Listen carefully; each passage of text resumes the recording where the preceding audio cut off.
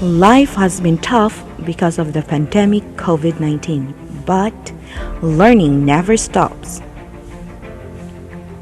Kagawaran ng Edukasyon, Republika ng Pilipinas. Department of Education, Northern Mindanao, Region 10. Division of Lanao del Norte, District of South, Saavedra Elementary School.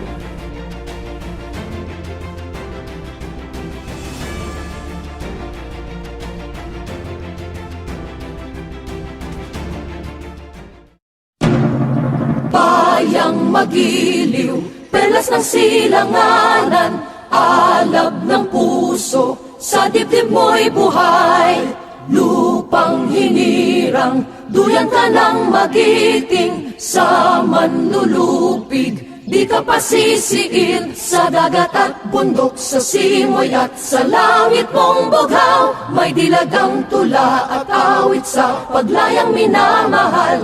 Ang kislap ng watawat mo'y tagumpay na nagniningning. Ang bituin at araw niya kailan pa may di magdidilim. Lupa ng araw ng luwalhatit pagsinta, buhay ay langit sa piling mo. Aming ligaya na pag may mga api, ang mamatay ng dahil sa'yo.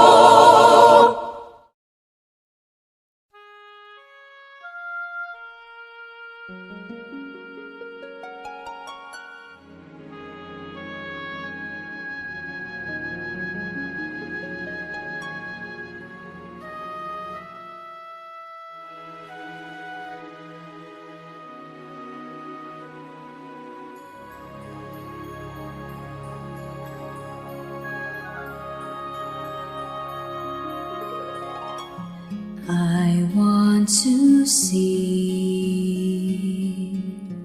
a song of love, and with one voice, with one song, we can sing together. Lord, make us strong, make us belong.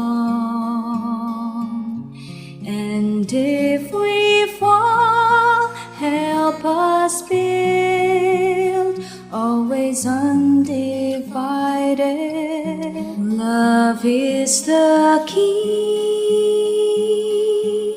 in unity. Let's share His love with another. We are one, we are one bread, one body, one people. United we stand, divided we fall. If we put our trust in the Lord, there'll be melody, love and harmony in every heart.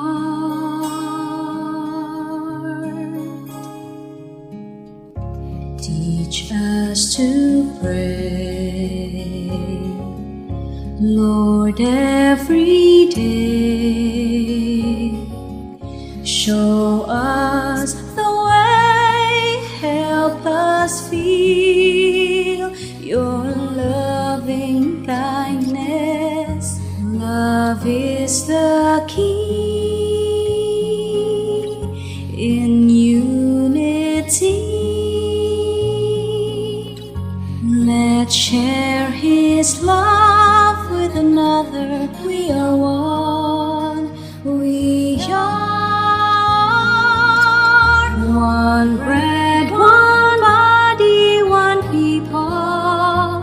United we stand, divided we fall. If we put our trust in the Lord, there'll be melody, love and harmony in every heart.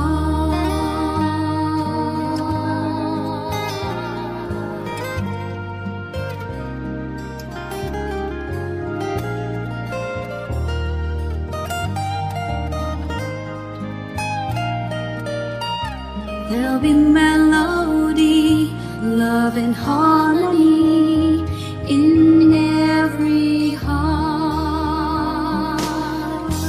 One bread, one body, one people. United we stand, divided we fall. If we put our trust in the Lord, there'll be melody, love and harmony in every. There'll be melody, love and harmony in every heart.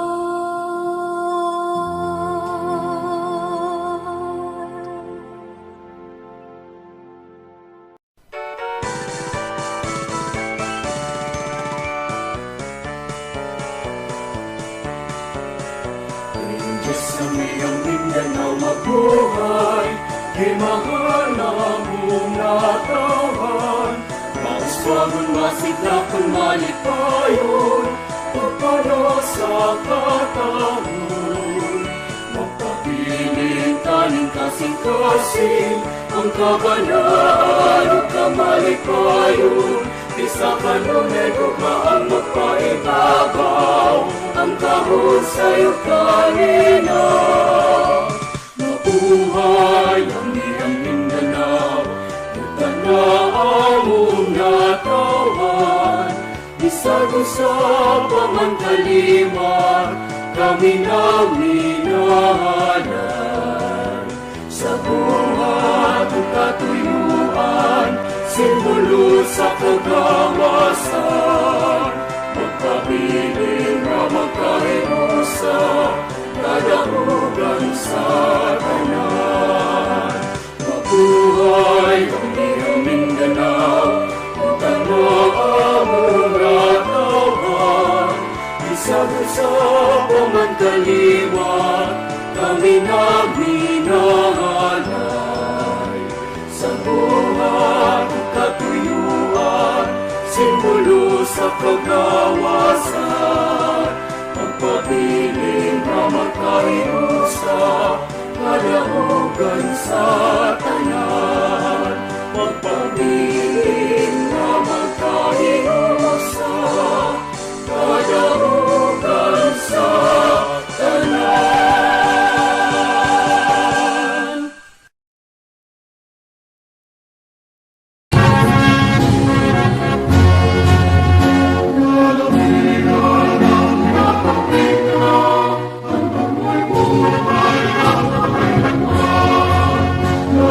More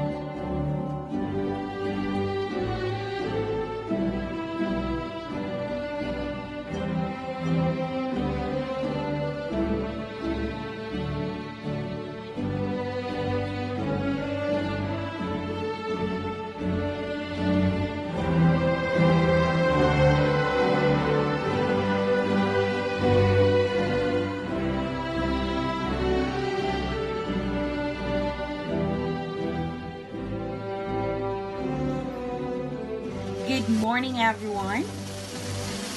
I am welcoming you all to our first virtual celebration.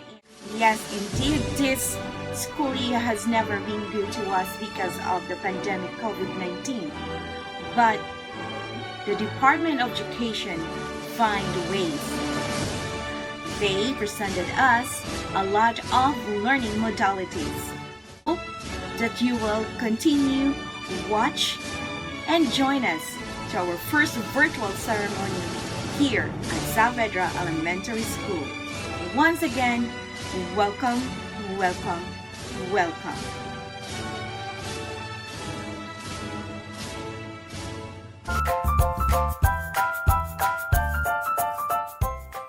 Good day to each and everyone who is attending virtually present at this time of our graduation ceremonies for our beloved and very precious graduates for the school year which ends at this time. First of all, I'd like to greet the parents and family members without whose sacrifices, whose reminders, and whose participation in the learning process for our graduates have resulted in this culmination program. This year, your role has changed drastically, where we've always thought, we've always believed that the matter of educating our children rests nearly exclusively on our teachers and our staff. This time, you parents, you family members, you who are in the households of our learners have expanded your role and contributed to this wonderful day wherein finally, our learners are graduating in this culmination exercise. So congratulations, because this year has not been very easy, has not been a picnic for our teachers, for our family members, as well, especially the parents, mothers, fathers, sisters, brothers, and all who have contributed to the achievement of our learners at this time. So, maraming salamat at congratulations, parents and family members. Mas malaki ang role ninyo at this time compared to earlier graduation exercises.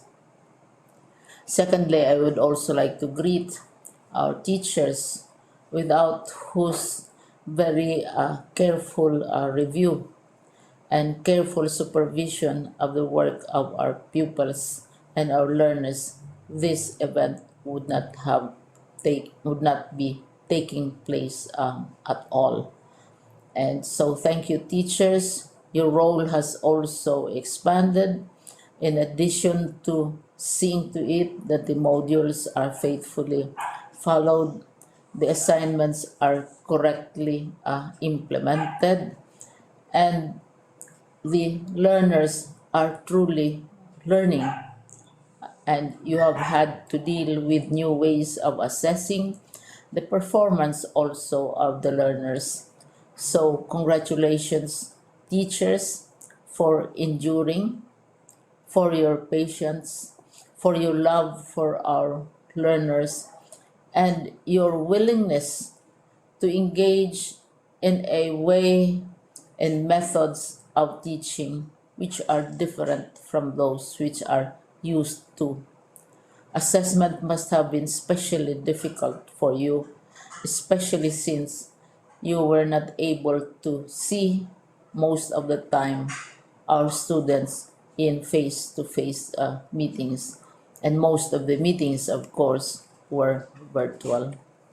We'd also like to thank the local government units for their interest, for their cooperation, and for their continuing contributions to the needs of education, even as our children do not go to school.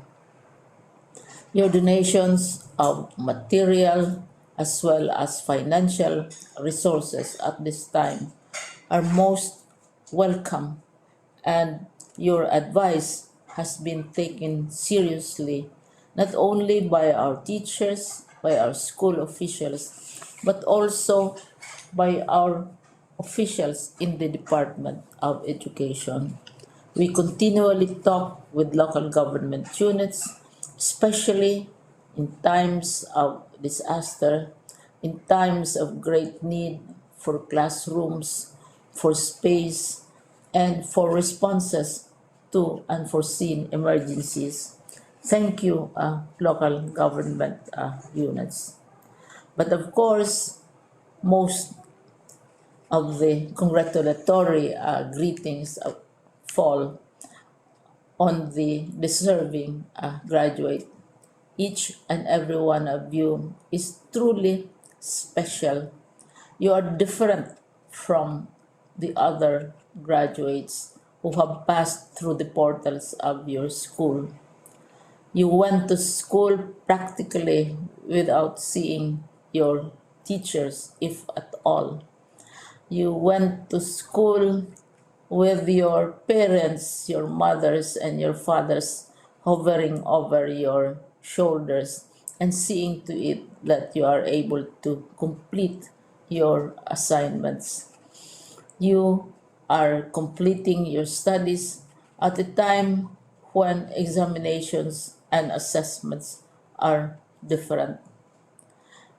You are culminating these long months of hard work at this time, even as you have to do family chores, even as you are distracted, and even as your world has turned upside down, and it seems and it appears as if we don't know what the future holds and what will happen next.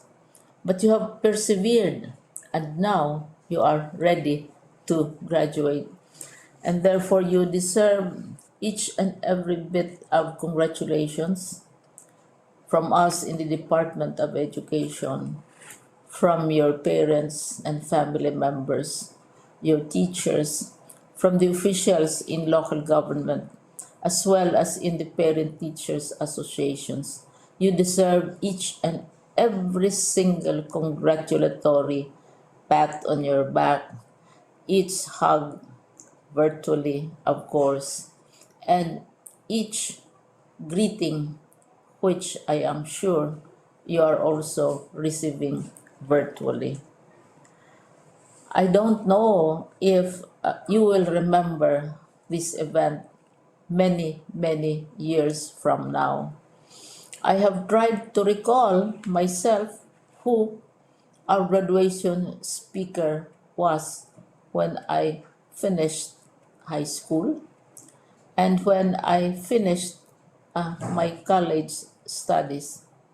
All I remember is that the graduation speaker was someone important, someone who was invited because that someone is supposed to give a message.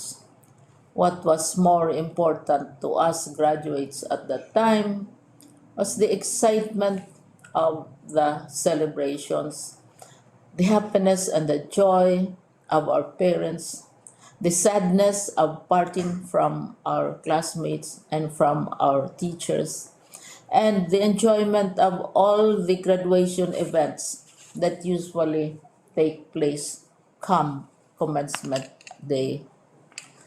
When I was a college student, we had a series of events which were designed to embed in our minds, which were designed to help us remember and not forget our days in college. We would spend one whole day going around the campus visiting the classrooms, saying goodbye to our teachers, and sharing memories. We would have bonfires to say goodbye to each other. We had baccalaureate services where we committed ourselves to God and we prayed for guidance when we go out into the world. So many celebrations, and the speaker, of course, is the least important and easily forgotten component of the graduation exercise. Nonetheless, I will exert all efforts to share with you what I see are things or issues which a graduate should remember and recall. I have said that you are very special. You are very different. You are pioneering. There has been no other class like your class. There has been no other graduate like you as a graduating student because you are the very first graduate of the blended learning response to education in the Philippines. And so you ask yourself, what awaits you in the world outside? You can either work because the kind of curriculum you survived and underwent as a student will enable you to go to work if you wish to go to work.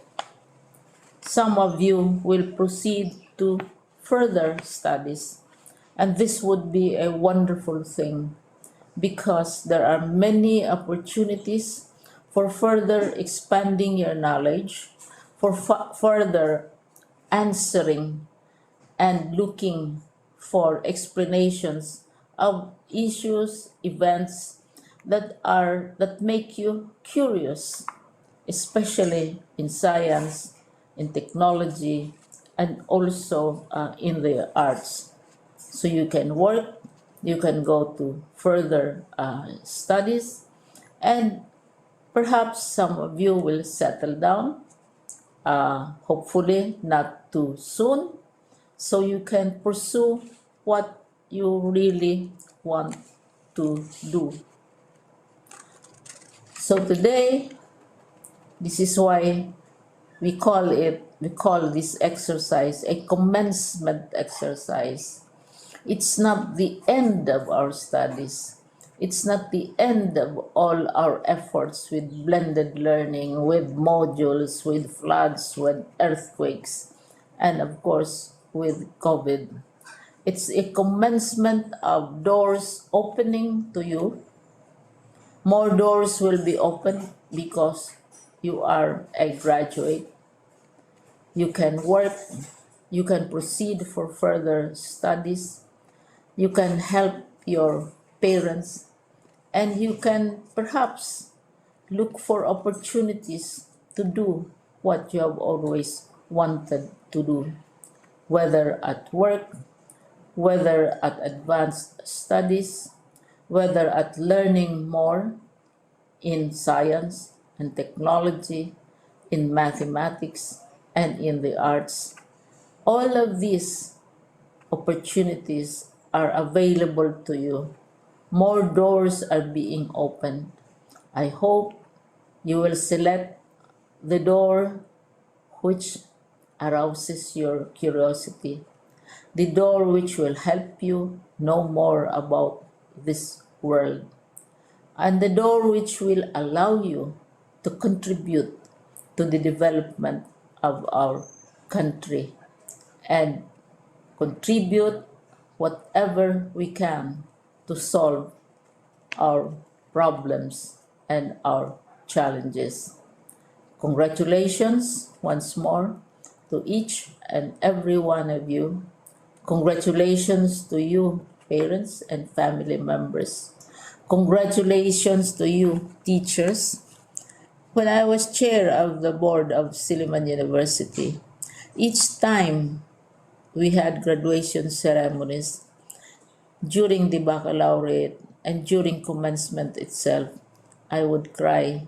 I would cry because you are sending out into the world a new batch of graduates, and we want to be sure that what is awaiting them is appropriate. We want to be sure that they are ready for what awaits them when they select which door to open. And so we tell you, go out to the world, do whatever you want to do. God be with you, and be sure, be assured that all of us love each and every one of you. Congratulations.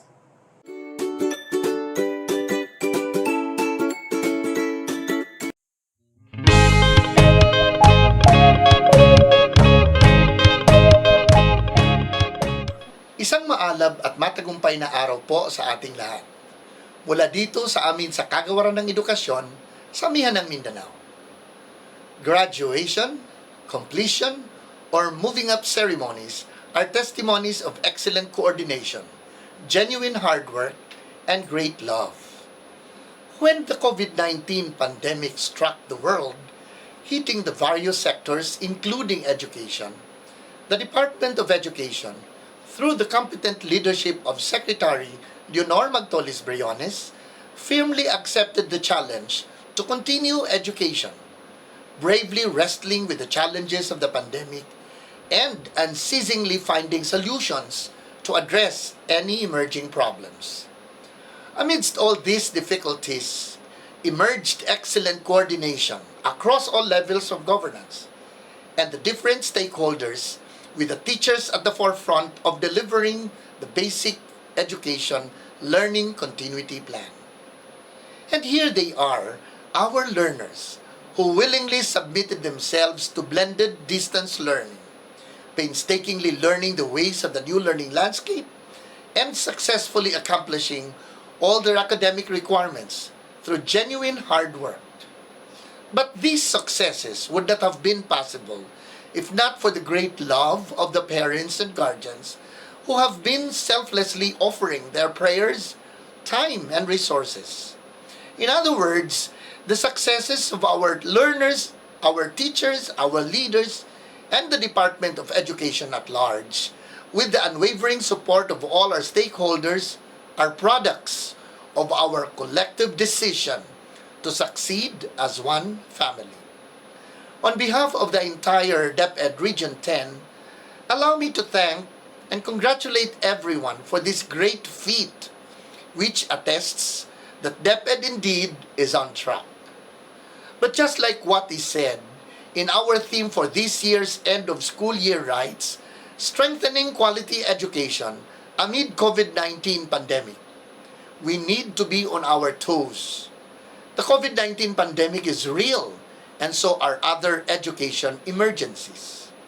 All together, let us rise from this pandemic, recalibrate our learning continuity plans, and continue to deliver quality education for our learners, the heart of DepEd 10. Muli, binabati ko ang lahat ng nagtapos sa taong ito. Hangad namin ang inyong patuloy na tagumpay, anumang landas ang inyong tatahakin. Pagpalain nawa kayo ng poong may kapal. Marami pong salamat.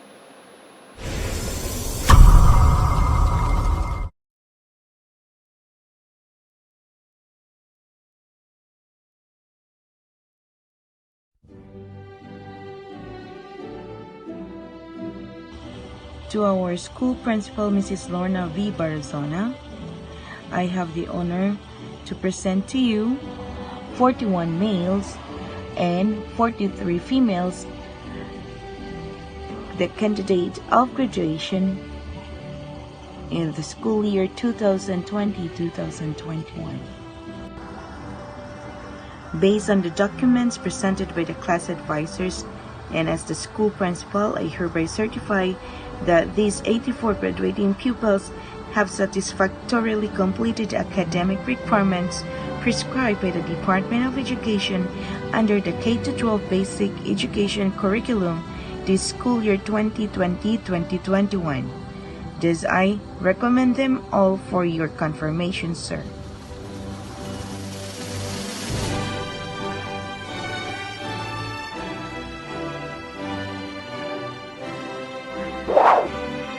By the authority vested in me as the school's Division Superintendent of the Division of Lanao del Norte, and as the representative of Leonor Magtolis Briones, Secretary of the Department of Education, and having been represented and certified by the school head that you have completed the basic requirements prescribed by the Department of Education, that you have completed the basic requirements prescribed by the Department of Education under the elementary curriculum, I now confirm you completers for school year 2020-2021.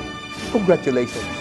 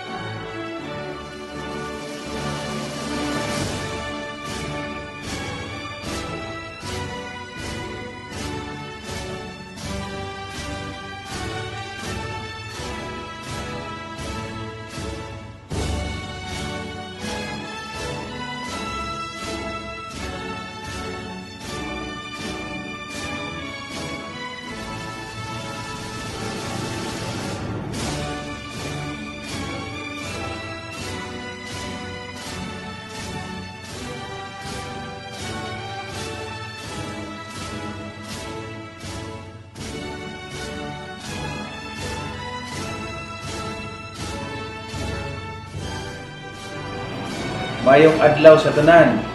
Pinasing-kasing na akong pasalamat sa ato ang DepEd family, spearheaded by Sir Edelberto Plinaria, ang ato ang School Division Superintendent, uban sa ato ang DepEd District Supervisor na si Dr. Mary Arlene Carbonera, ug sa tanang mga teachers sa effort nga inyong gibuhat. Salamat kaayo and congratulations kay baluko sa kalisod sa panahon karon despite sa ato abaling COVID, inyo gihapong napaabot sa mga kabatanunan, sa mga estudyante ang inyong tabang nga diin sila makagraduar. No, sa tema nga kalidad ng edukasyon lalong patatagin sa gitna ng pandemya, kinahanglan din natong pa-strong.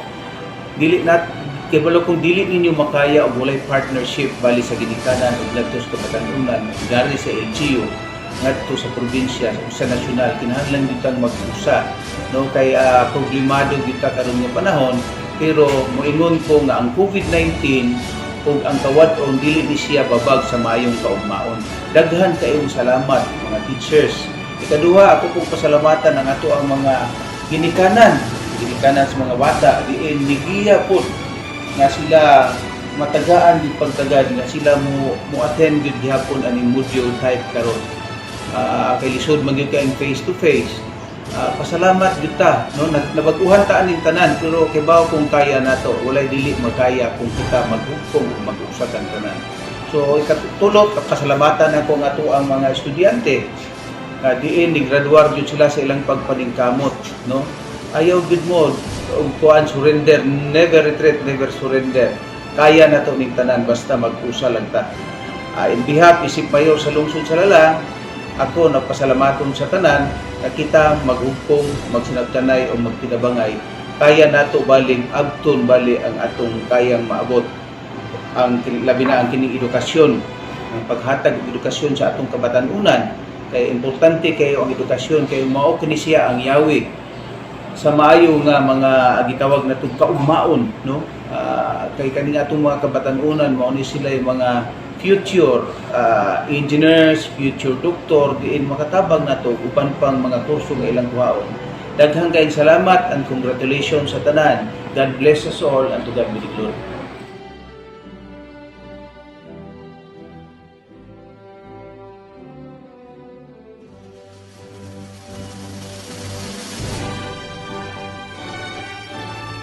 Ako ang greeting sa po ang Division Superintendent, Sir Edelberto Plinaria, sa tuwang District in Charge, si Ma'am Arlene Carbonera, sa tuwang mga partners sa atong education, ang tuwang mga principals, administrators, sa tanang mga teachers, sa tanan kong parents, itong mga estudyante sa tibok lungsod sa Lala, mayong buntag ka natong tanan.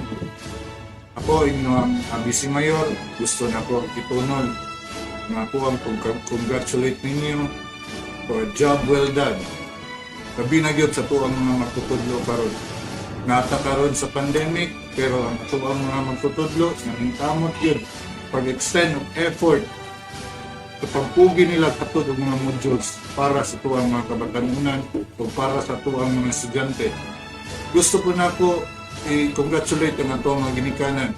Bisag pandemic, lisod ta karon, pero nakita na ko ang inyong suporta para sa kayuhan sa inyong sa tagsa ng mga anak o para po sa kayuhan sa tulunghaan, inyong pagsuporta sa tuang Department of Education na bina inyong pagsatagsa ng mga principal. Gusto po na ako i-acknowledge po ang tabang sa LGU ni Mayor Tata Yap, uban kanamo, kanako, uban sa mga konsyales, sa grabe po na tabang padulong sa tungtulunghaan. Nag-extend tabang para sa itong mga basic needs para sa itong mga estudyante. Ito ang modules, mga bond papers, mga school supplies na itong ipanghatag sa tuang mga tagsatagsa ng tulunghaan para kanak sa tuang mga estudyante, para po sa itong mga ginikanan na dili mabugatan o para sa itong mga magtutudlo. Nagsuporta kami para magaan nato ang atong problema karon sa pandemic. Gusto na ko po congratulate ang ato ang mga pupils in graduate sa grade 6. Ako inform ang mga ginikanan na dili ka mag-uod padulong sa high school, daghan kayo scholarship grants. Ang LGU pwede may mo-facilitate. Ang Office sa Vice Mayor pwede may facilitate ang scholarship program. Gusto na ko inform sa inyo ang mga ginikanan na kung gusto inyong mga anak ng eskwela o mga private school dito sa Maranding, pwede ta mo-assist ninyo para sa scholarship grants pagulong sa high school. Natay mga private school dira, pili lang sila, asa sila gusto ng eskwela. Sa ato pong mga estudyante sa high school, ako nagatuo na ang kalisod dili babag para sa pag-asenso sa isa ka tao. Kung doon na may mga anak na nag-graduate ng high school, pwede may opisina sa mayor, opisina sa vice mayor, pwede may makapacilitate din nyo na mahatagan mo scholarship grants padulong sa college. Daghan kayo tag scholarship grants na gipang top sa ato mga colleges diri sa ato sa lungsod sa Dala. Doon na ang atong NCMC, kaniyang NCMC, dali kayo na ito makonect. Kayong tag-iya ni isuon ni Mayor. Daghang slots na gihatag sa tuwa para lang yun sa itong mga katauhan diri sa itong lungsod sa Lala o para sa mga kabatanunan din sa lungsod sa Lala. Na itong President College di Maranding. Sa na to si Father June, ang mga partners na mga sisters, pwede ta makapangayo gyapon scholarship grants gikan sa ato as President. Nindot ang partnership na to ron between LGU and sa atong education, sa atong college, sa atong high school, ug labi na pod sa ato as LSSPI, pwede pod ta makatap nila para makahatag og scholarship grants. Na itandem na to ang LGU o atong matulungan diri sa atong lungsod sa Lala. So manghinaot ko sa tanang ginikanan na atong suportaran yun itong mga anak. Sa ato mga magtutudlo, salamat kayo ninyo, Ma'am Arlene, Carbonera, sa tanang mga administrators. Salamat kayo, dili mga ani ang atong estudyante karon, dili may mga ani karon kung dili tungod ninyo sa inyong pagtabang diri sa atong lungsod sa Lala. Sa tanang mga estudyante, inyong pagproblemahon na lang, ang pag-eskwela na lang. Kami, maningkamot niya sa LGU kung support ang mga tabang padulong na malibre mo dito sa atuang tulungaan dito sa Maranding. Daghan na po kayo tag-integrated school na dili na mo malayo. Ang taga-Baybay, doon na lang kayo na to ang proper integrated school. Ang taga-Bukid, nahanap po tayo San Isidro Upper Integrated School. Kung hinaot ko, mas daghan pa integrated school na magpadayon. Sunod tuig, kung hinaot ko sa kanunan yung suporta sa tuwang tulungaan, sa itong mga magtutudlo, sa itong mga ginikanan, gusto ko na po special pasalamat ang atong mga barangay officials. Kung wala ang barangay officials, dili po mga anak kanindot ang atong mga tulungaan. Nindot kayo kung magtandem tatanan, dikan sa DepEd, padulong sa barangay, padulong sa PTA, padulong na mo sa LGU. Isip niyong DC Mayor na ningkamot ko kung sa'y mga NGOs, mga foundation na pwede makahatag tabang na to. Pagpasalamaton po ko sa Tuan Children International na grabe kayong suporta nila. Mga books, medical supplies, tanan-tanan gihatag sa Children International. Magpasalamaton kayo ni. Salamat kayo sa tanang katawan sa Lala, dikan sa DepEd, sa tuang mga ginikanan, sa tuang mga barangay officials. Kami sa LGU mapasalamaton kayo ninyo kung mahinaot niyo magpadayon ng suporta sa tuang tulunghaan. Sabi na yun sa ato ang Municipal Mayor, Mayor Angel Tatayap, uban ka na mo tanan padulong sa mga konsyalis. Salamat kayo na yung buntag na itong tanan.